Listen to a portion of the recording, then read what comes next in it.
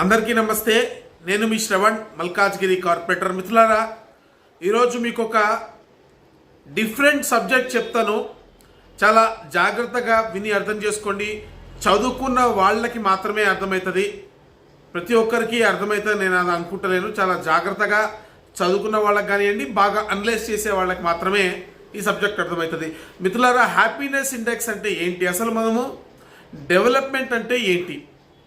ఈరోజు ఒక middle class వ్యక్తి తన ఇద్దరు పిల్లలతోటి, వైఫ్ తోటి ఒక సినిమాకి వెళ్ళాలంటే ఆ సినిమా హాల్లో దాదాపు 150-200 రూపాయలు పెట్టి టికెట్ కొనుక్కోవాలా. మళ్ళీ అక్కడ పిల్లలకు పాప్కార్నో ఇంకోటో కొంటే దాదాపు 1500 నుంచి 2000 రూపాయలు మినిమం ఖర్చు పెట్టిందే సినిమాకి పోయే పరిస్థితి లేదు. గతంలో ఎంటర్టైన్మెంట్ కావాలి అనుకున్నప్పుడల్లా ప్రతి ఒక్కరు సరదాగా సినిమాలకు పోయేవాళ్ళు. తద్వారా సినిమా ఇండస్ట్రీలో చిరు కార్మికులు ఎవరైతే ఉన్నారో వాళ్ళందరూ కూడా బాగుపడేవారు. సినిమా ఇండస్ట్రీ బాగుండేది. సినిమా థియేటర్లకు వెళ్ళి ప్రజలు సినిమా చూసేవాళ్ళు. అటు సినిమా ఇండస్ట్రీ బాగుండేది, ఇటు పేద ప్రజలు కూడా చాలా సంతోషంగా బతికేవారు. కానీ ఈరోజు వాళ్ళ స్ట్రెస్ రిలీఫ్ చేసుకోవడానికి సినిమా థియేటర్కి పోయి సినిమా చూసేటువంటి పరిస్థితిలో ప్రజలు లేరు. నాలాంటి మిడిల్ క్లాస్ వాళ్ళు కానివ్వండి, అనేక మంది సినిమా హాల్కి పోయే ముందు జోబులో ఒకసారి చూసుకోవాల్సిన పరిస్థితి ఖచ్చితంగా ఉంటుంది.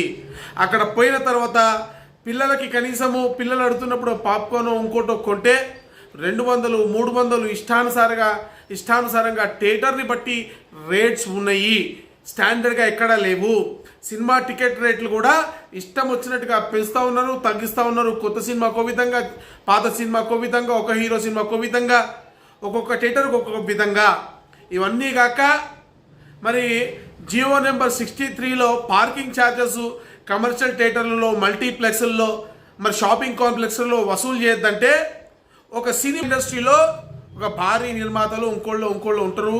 సిటీలో ఉన్నటువంటి cinema halls, maximum cinema theatres అన్నీ కూడా వాళ్ళే బ్లాక్ చేసుకుంటారు, వాళ్ళే లీజ్ తీసుకుంటారు. వాళ్ళు చెప్పిన సినిమాలే అక్కడ నడుస్తాయి. వాళ్ళ కోసము అక్కడ ఒక చీకటి జియో 63 నుంచి దాటి జియో నెంబర్ 121 అని తీసుకొచ్చారు. దాంట్లో కొత్తగా ఏం చెప్పారంటే, ఏం చెప్పలే, మల్టీప్లెక్స్లు, షాపింగ్ కాంప్లెక్స్లు, కమర్షియల్ కాంప్లెక్స్లకు సేమ్ రూల్స్ వర్తిస్తాయి. కానీ స్టాండ్ అలోన్ థియేటర్స్ కేసులో పార్కింగ్ ఛార్జెస్ వసూలు చేసుకోవచ్చు అన్నారు తప్ప స్టాండ్ అలోన్ థియేటర్స్ అంటే ఏంటి, దానికి ఎంత పార్కింగ్ ఛార్జెస్ ఎంత వసూలు చేయాలి అనేది క్లియర్గా ఎక్కడా చెప్పలేదు. స్టాండ్ అలోన్ థియేటర్లు అంటే కింద షాపులు పెట్టి వేరే బిజినెస్లు చేసుకునేటువంటి సినిమా హాల్స్ కూడానా, లేకపోతే ఓన్లీ సినిమా థియేటర్ ఒకటే ఉండాలా? మరి ఈ స్టాండ్ అలోన్ థియేటర్లు మల్టీప్లెక్స్ రేట్లలో పాప్కార్న్లు వసూలు చేయొచ్చా? ఇటువంటి వాళ్ళు ప్రాపర్టీ ట్యాక్స్లు ఎగ్గొట్టచ్చా? 100 రూపాయలు కట్టాల్సిన ప్రాపర్టీ ట్యాక్స్ 5 రూపాయలు కట్టి చేతులు దులుపుకోవచ్చా? మరి ఇవంతా కూడా ఒక థియేటర్ మాఫియా కనుసన్నల్లో నడుస్తూ ఉంది. కోట్ల రూపాయల నష్టం ప్రభుత్వానికి జరుగుతూ ఉంది. ప్రభుత్వానికి నష్టం జరుగుతుందంటే తెలంగాణ ప్రజలకు నష్టం జరుగుతూ ఉంది.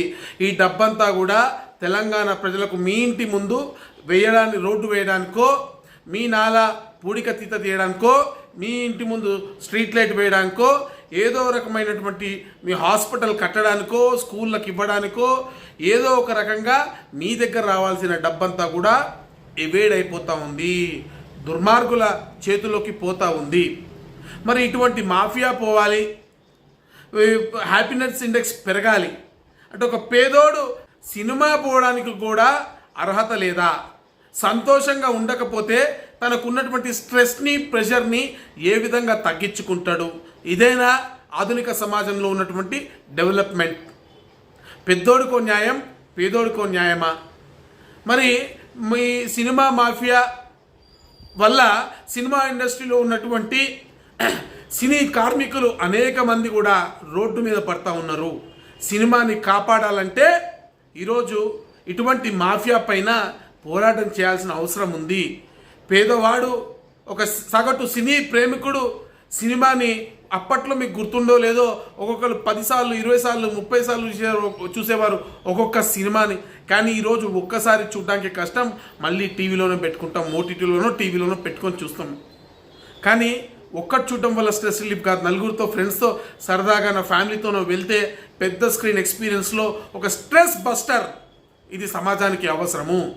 సినిమా బాగుపడాలి, పేదవాడికి స్ట్రెస్ రిలీఫ్ కావాలి, సినీ కార్మికులు కాపాడబడాలి. దీనిపైన మరింత సమాచారం మీకు త్వరలోనే చెప్తాను. దీని మీద మనం అందరం కలిసి కూడా పోరాటం చేద్దాం. భారత్ మాతాకి జై.